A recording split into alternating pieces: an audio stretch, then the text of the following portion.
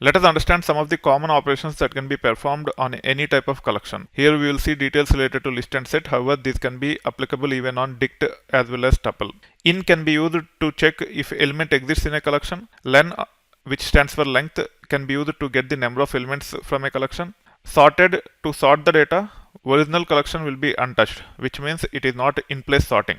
Typically, we assign the result of sorted to a new collection. Sum, min, max, etc. to perform arithmetic operations. There can be more such functions. Let's create a list by name L like this. Then you can say 1 in L. As 1 is part of this list, it will return true. As 5 is not part of this list, when I say 5 in L, it will return false. You can get the number of elements that are there as part of this list by using len of L like this, which will return 4.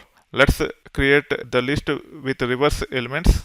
In this case, L have 4, 3, 2, 1. We can even display the results before sorting the data. You can see that it has 4, 3, 2, 1 in it. Now, if I say sorted of L, it will just return the sorted collection. However, if we try to print L here, L will be untouched. It still have 4, 3, 2, 1 only. Now, I can say sum of L to get sum of all the elements. Min of L, which will be 1 here. Max of L, which will be 4.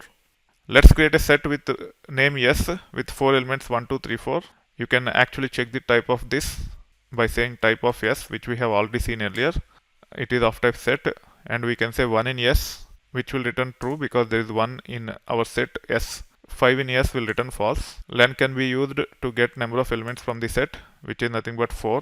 Let us create this set with reverse elements 4, 3, 2, 1. When it comes to results in set, the data might not be in the same order in which the data is assigned to set. In this case, the order is reverse. However, it have sorted this data automatically.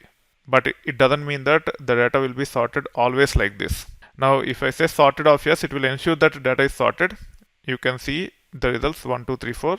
You can also use functions such as sum to get the sum of all the elements in S, which is nothing but 10.